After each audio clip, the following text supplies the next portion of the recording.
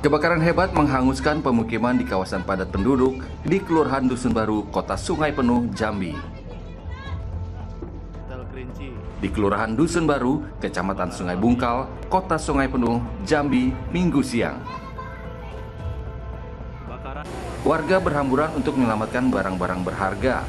Banyaknya material mudah terbakar membuat api cepat menyebar. Api juga sulit dipadamkan karena sulitnya akses ke lokasi. Hasilnya, 13 rumah bedeng hangus terbakar dan sebab kebakaran masih dalam penyelidikan polisi.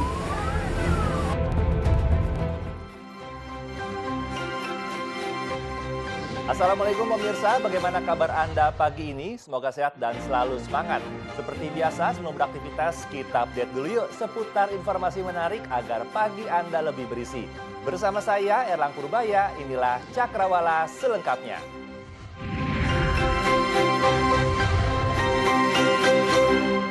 Seorang siswi SMP di Kota Serang, Banten tega menganiaya temannya sendiri lantaran tak terima dituduh tidak perawan lagi.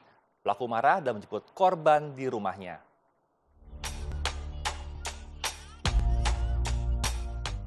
Inilah video amatir yang merekam penganiayaan siswi SMP asal lingkungan Sayabulu, Kecamatan Serang, Kota Serang, Banten. Korban berusia 14 tahun dihajar oleh para pelaku hingga tersungkur. Korban hanya bisa menangis menahan pukulan, tendangan, dan jambakan dari para pelaku. Peristiwa penganiayaan yang menimpa korban terjadi sejak 4 bulan yang lalu. Korban dijemput pelaku di rumahnya menuju satu tempat di mana lokasi tersebut sudah ada teman-teman pelaku untuk mengeroyok korban. Lantaran pelaku tak terima isu ketidakperawanan menyebar di sekolah. Usai dianiaya, korban ditinggalkan begitu saja di lokasi Kampung Domba. Beruntung ada warga yang membantu korban untuk pulang ke rumah meskipun dalam kondisi yang babak belur. Persiapkan bahwasanya untuk membuli si korban tersebut. Akhirnya nyampe sana dikeroyoklah si korban ini, dan kemudian setelah dikeroyok akhirnya ditinggal sama pihak pelaku. Kini korban mengalami trauma yang mendalam, tak berani masuk sekolah hingga akhirnya sekolah memutuskan untuk mengeluarkan dari sekolah. Kasus penganiayaan setelah dilaporkan kepada pihak kepolisian pun memproses laporannya, namun hingga kini belum juga ada kejelasan. Peristiwa pembunuhan yang terjadi di salah satu perumahan di kawasan Cilandak, Jakarta Selatan menggemparkan warga. Hal itu terjadi karena terduga pelaku merupakan anak remaja berusia 14 tahun. 3 korban menderita luka tusuk, bahkan 2 diantaranya meninggal dunia. Sabtu dini hari, peristiwa pembunuhan yang menggemparkan warga salah satu perumahan di kawasan Cilandak, Jakarta Selatan terjadi. Polisi pun berdatangan ke lokasi kejadian. 3 orang menjadi korban dalam peristiwa ini. 2 diantaranya meninggal dunia, sementara 1 orang lagi terluka parah. Ketiganya merupakan satu keluarga. Korban tewas diidentifikasi sebagai ayah dan nenek, sementara korban luka parah diidentifikasi sebagai ibu. Sementara terduga pelaku pembunuhan adalah remaja berusia 14 tahun yang merupakan anak dan cucu para korban. Terduga pelaku diamankan satpam perumahan yang curiga melihatnya berada di sekitar kompleks pada dini hari. Kita dapat kabar dari rekan, katanya ada penusukan. Saya kontak balik. Itu penusukan di mana? Di Bandung 51 posisinya korban. Lanjut, saya kontak lagi, teman mimpah, tersangkanya keluar katanya, pelakunya. Saya inisiatif, karena di sini teman udah ngamanin, saya keluar ngejar sama teman saya satu, ketangkaplah di sebelum lampu merah, Karangtengah sini. Korban yang punya rumah, gitu. Awalnya kata dia, cuman kamu yang nusuk? Iya nusuk. Kita belum tahu kalau itu ada korban di dalam ya, ada yang meninggal. Nah, teman cek lagi. Wah, ternyata ada korban meninggal 2 di dalam.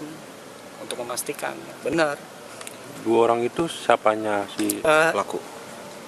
Neneknya sama bapaknya. Berarti Nah, yang masih selamat ibunya. Polisi pun segera mengamankan terduga pelaku yang masih remaja. Barang bukti berupa pisau dapur disita dari lokasi kejadian. Terduga pelaku pun menjalani pemeriksaan intensif di Mapolres Jakarta Selatan. Jadi untuk pelaku atau yang anak yang berkonflik dengan hukum, ya, karena memang di bawah umur, ya, jadi 14 tahun untuk umurnya sekarang ini sudah diamankan. Jadi lagi digali dan minta keterangan mengapa kejadian terjadi. Ya, jadi untuk sementara tadi dari Kapolsek Cilandak sudah cek TKP, kemudian sudah mengamankan barang bukti, mengamankan juga yang diduga melakukan kasus itu, ya, melakukan tindak pidana. Barang buktinya berupa pisau dapur itu, Betul. Jadi dia mengambil pisau dapur di dapur, kemudian dia melakukan hal yang tidak diinginkan itu. Motif pembunuhan masih didalami, 5 orang saksi telah dimintai keterangan penyidik. Sementara korban yang merupakan ibu terduga pelaku masih menjalani perawatan di RS Fatmawati karena luka berat akibat tragedi ini. Diduga dalam kondisi mabuk, pengemudi minibus di kota Palangkaraya, Kalimantan Tengah menabrak 3 orang warga saat berada di atas sepeda motor hingga mengalami luka parah. Usai menabrak warga, mobil kemudian juga menabrak sebuah warung makan.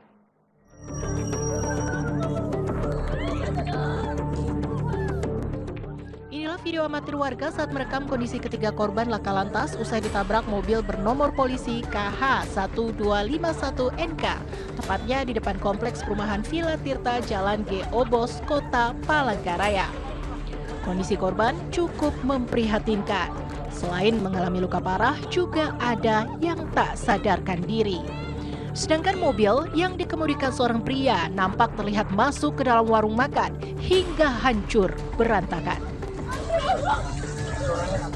Menurut saksi yang juga memiliki lapak meja jualan kue yang sempat ditabrak mobil, ada dugaan pengemudinya dalam kondisi mabuk akibat pengaruh alkohol.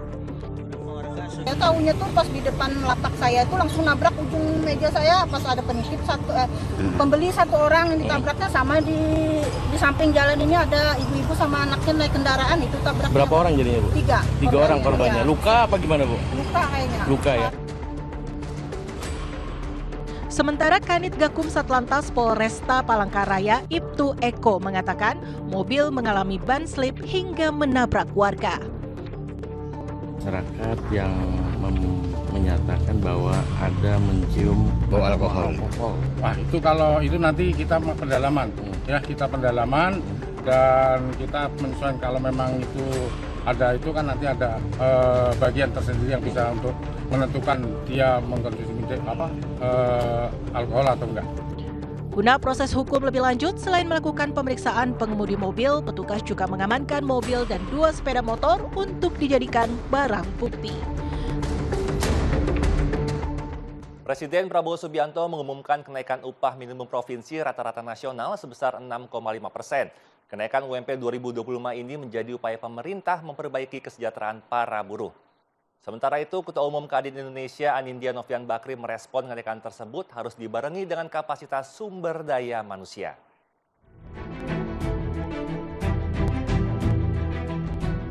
Presiden Prabowo Subianto resmi menaikkan upah minimum provinsi tahun 2025 sebesar 6,5%. Prabowo menyatakan bahwa sebelum diputus, Menteri Ketenagakerjaan sempat mengajukan kenaikan UMP sebesar 6%. Namun setelah bertemu dengan pimpinan buruh, Presiden Prabowo memutuskan UMP tahun 2025 6,5%. Sementara untuk upah minimum sektoral akan ditetapkan Dewan Pengupahan Provinsi, Kota, dan Kabupaten. Tenaga kerja mengusulkan kenaikan upah minimum sebesar 6%. Namun setelah membahas juga dan melaksanakan pertemuan-pertemuan dengan pimpinan buruh, kita ambil keputusan untuk menaikkan rata-rata upah minimum nasional pada tahun 2025 sebesar 6,5%. Untuk upah minimum sektoral akan ditetapkan oleh Dewan Pengupahan Provinsi, Kota, dan Kabupaten. Ketentuan lebih rinci terkait upah minimum akan diatur oleh Peraturan Menteri Ketenagakerjaan.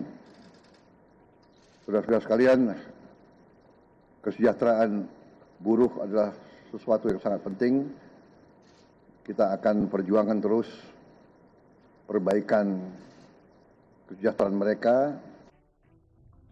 Kenaikan UMP ini juga direspon Ketua Umum Kamar Dagang dan Industri Kadin Indonesia, Anindya Novian Bakri. Anindya Novian Bakri menegaskan kenaikan tersebut harus dibarengi dengan kapasitas sumber daya manusia. Itu pas benar tadi lagi rapat, kita lihat UMP kenaikan tadi 6,5%. Kami belum bisa terlalu banyak menjawab. Yang pasti kenaikan itu mesti dihitung baik-baik. Dan kita berharap kenaikan itu tentu berhubungan juga dengan produktivitas, di mana pemerintah dan Kadin mesti bekerja sama untuk membuka akses kepada pembiayaan, akses kepada teknologi, akses kepada pasar lebih baik, supaya ya ujung-ujungnya UMKM ini dapat berkembang, ya kan, dapat juga maju, sehingga tidak terlalu terbebani dengan kenaikan ini, malah kenaikan ini dibarengi dengan capacity building, jadinya baik. Pemerintah juga berharap kenaikan UMP dapat mendorong daya beli dengan tetap memperhatikan daya saing usaha. Seorang warga ditelan ular piton sepanjang 6 meter. Selengkapnya sesaat lagi, tetap di Cakrawala.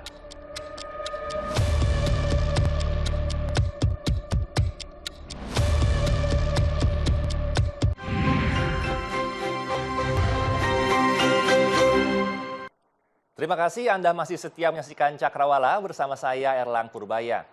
Pemirsa, siswa Sekolah Dasar Negeri Puden 2 di Kabupaten Bangkalan, Madura, Jawa Timur terbengkalai usai gedung pendidikannya disegel warga. Penyegelan terpaksa dilakukan oleh pemilik waris tanah karena tidak ada tanda-tanda penyelesaian dari pihak pemerintah setempat.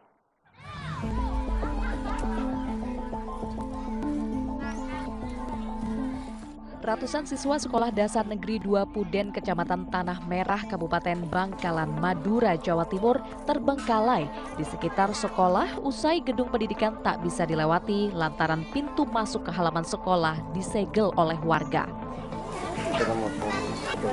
Para siswa yang hendak masuk ke halaman sekolah harus melompat dari pagar tembok dengan ketinggian mencapai 2 meter.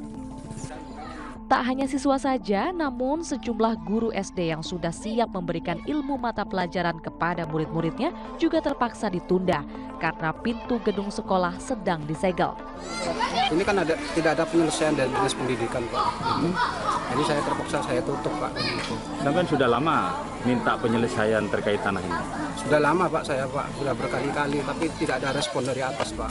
Malah saya disuruh ke sana kemari Pak, tapi tidak ada keputusan, Pak.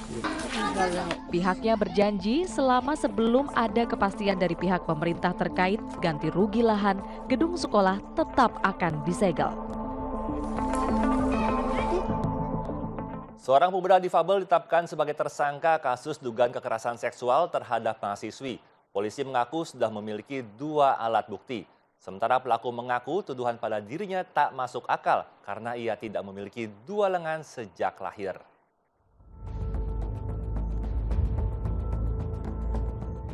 Tersangka Agus tak habis pikir mengapa polisi menetapkan dirinya sebagai tersangka dalam kasus dugaan kekerasan seksual terhadap seorang mahasiswi di salah satu perguruan tinggi negeri di Mataram. Ia memiliki keterbatasan fisik dengan tidak memiliki 2 lengan sejak kecil. Semua kehidupannya bergantung pada sang ibu, mulai dari memandikan hingga memakaikan baju. Penetapan dirinya sebagai tersangka atas laporan korban pun membuat dirinya kaget. 2 cewek, sedangkan 1 cewek aja saya tidak bisa buka baju, buka celana, apalagi berdua gitu. Dengan keadaan segini, sedangkan saya masih dirawat sama mama saya, dimandiin, dibukain baju, dipasangin celana, di semuanya seperti bapak lihat sendiri. Pertama datang bapak datang ke rumah saya masih dimandiin gitu. Bagaimana cara saya perkosa orang gitu, ada kekerasan seksual, kan dia bisa mendorong, melawan, ataupun ditinggal aja saya, kayak gitu. Sementara polisi menyatakan penetapan Agus sebagai tersangka karena sudah lengkapnya 2 alat bukti, termasuk hasil penyelidikan dengan pemeriksaan saksi-saksi, termasuk pemeriksaan ahli dari kedokteran dan psikolog. Polisi juga mempertimbangkan sisi kemanusiaan dengan keterbatasan fisik tersangka, sehingga hingga kini tidak ditahan. Keterangan saksi ini kemudian mengungkap fakta bahwa ada lebih dari satu orang yang mengalami peristiwa yang hampir sama. Kami katakan hampir sama karena modusnya sama. Dan bahkan dari tempat kejadian perkara kami mendapatkan fakta yang lebih diprihatinkan lagi, sehingga itulah kemudian fakta-fakta tersebutlah yang kemudian memperkuat kami dan penyidik untuk menerapkan pasal 6C kepada yang bersangkutan. Hingga saat ini sudah ada 2 laporan kekerasan seksual terhadap pelaku. Pelaku diduga melakukan modus serupa, namun korban enggan melapor. KPU Jakarta Timur mengakui adanya pelanggaran dalam proses pemungutan suara Pilkada Jakarta di TPS 28 Pinang Ranti, Jakarta Timur. Saat Pilkada Jakarta, Ketua KPPS menyuruh petugas pengamanan TPS untuk mencoblos 19 surat suara yang tidak terpakai.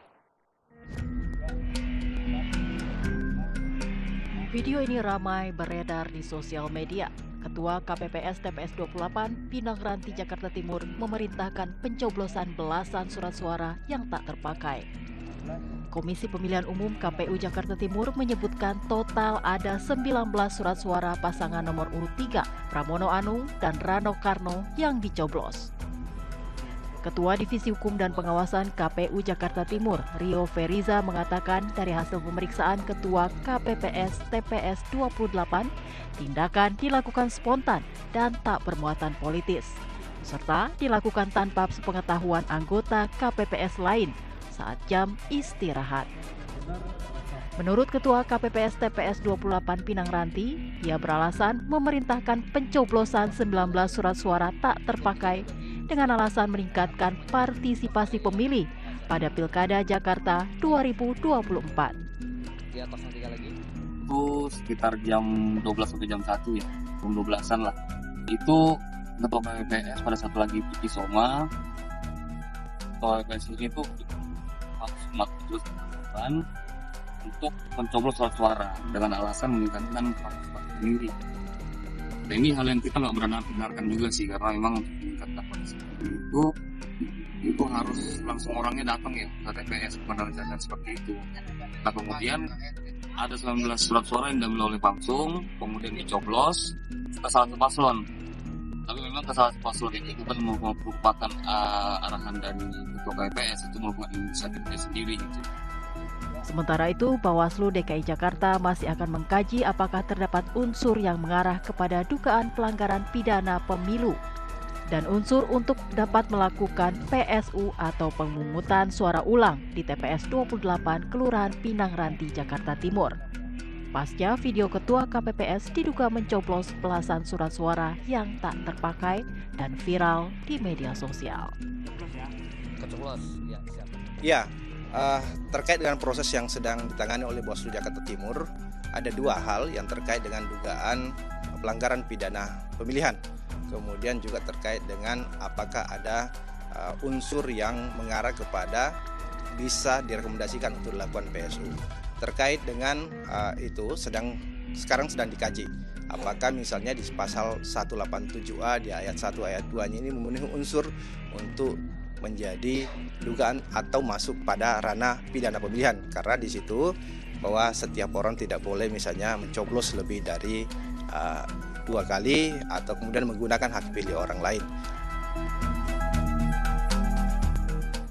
Kita beralih ke informasi lainnya pemirsa. Seorang warga di Desa Malimbu, Sabang, Kabupaten Luwu Utara, Sulawesi Selatan tewas setelah dililit dan ditelan ular piton sepanjang 6 meter.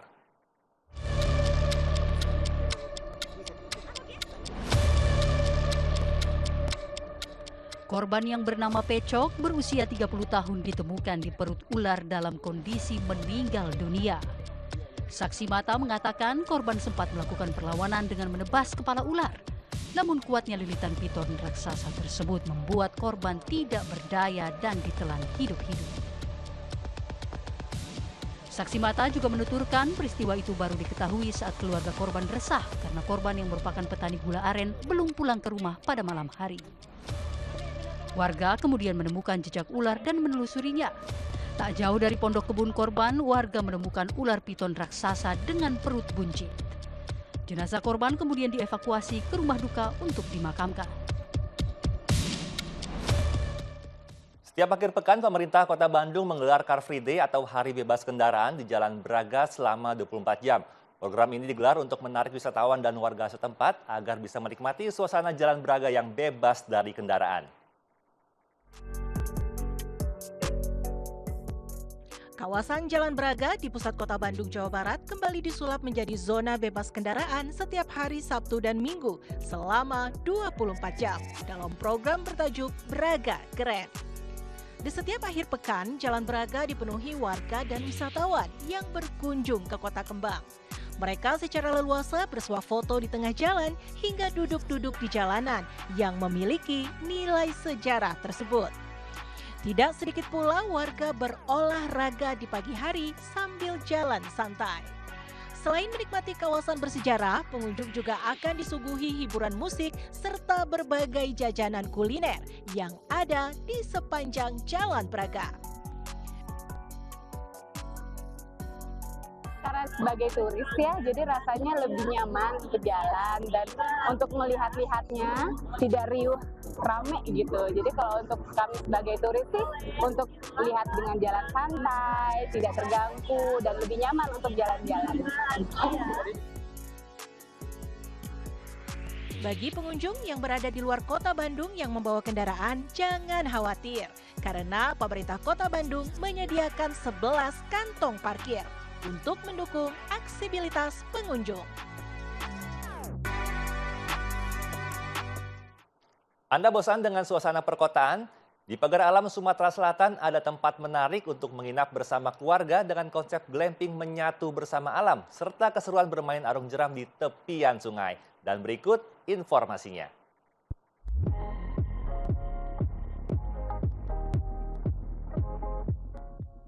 Suasana sejuk dan asri di Bukit Barisan, kaki Gunung Dempo, tepatnya di Gunung Agung Ilir, Agung Lawangan, Kota Pagar Alam, Sumatera Selatan, sangat cocok menjadi tempat healing dari rutinitas sehari-hari. Tempat ini menawarkan pengalaman camping mewah dan nyaman bagi pengunjung yang menyukai konsep alam, dengan fasilitas lengkap seperti tempat tidur yang empuk, kamar mandi lengkap dengan air hangat dan dingin, AC, dan televisi. Di sini juga banyak banget dari main arung jeram, ATV, kita bisa menikmati pelayanan itu. Terus kita di sini kan minimal 4 orang satu kamarnya. Fasilitasnya juga mantep banget, ada AC, shower, air panas, air dingin. Jadi kalau untuk anak-anak itu aman banget karena daerah Pagar Alam kan daerahnya dingin.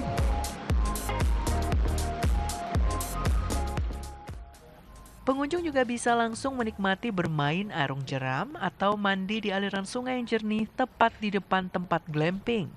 Gemericik air mengalir dengan jernihnya membuat pengunjung sangat betah dan nyaman menginap. Salah satu pengunjung dari Kota Bengkulu datang bersama teman-temannya menikmati liburan dan bersantai dengan ketenangan alam. Jadi kami dari Bengkulu sangat terkagumi berwisata di Pagar Alam dengan alam yang sangat indah dan dingin sekali di Pagar Alam. Jangan khawatir, untuk menginap di semilir glamping ini cukup terjangkau dari harga Rp500.000 sampai Rp1.000.000 per malamnya. Jika mengunjungi Bandung, Jawa Barat, tidak ada salahnya menikmati jajanan seblak yang mudah ditemui di pinggir jalan. Seperti seblak jamur ceker si Teteh yang memiliki rasa khas kencur yang kuat sehingga cocok berpadu dengan rasa pedasnya. Pemirsa, berita ini sekaligus menutup perjumpaan kita pagi ini. Saya Ella Purbaya beserta kru bertugas pamit undur diri. Tetap semangat, sampai jumpa dan wassalamualaikum.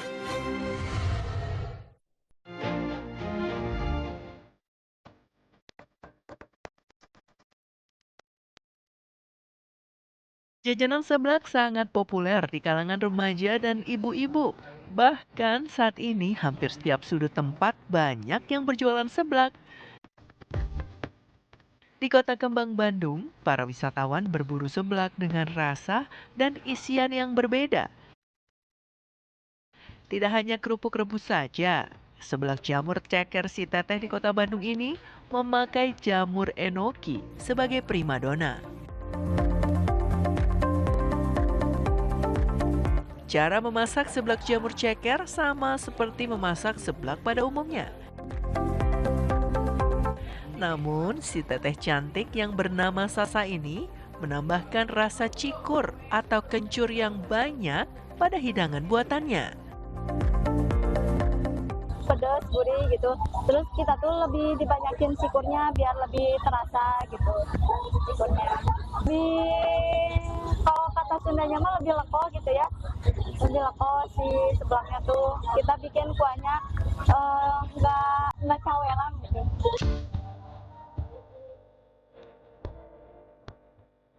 Nah, jika Anda tertarik mencoba seblak jamur ceker masakan si teteh Sasa, bisa Anda temui di Jalan Cijagra, Kota Bandung. Selain rasanya yang bikin terus ingin nyeblak, harganya juga cukup terjangkau. Hanya mengeluarkan uang Rp10.000, Anda mendapatkan satu porsi seblak jamur ceker nikmat ini.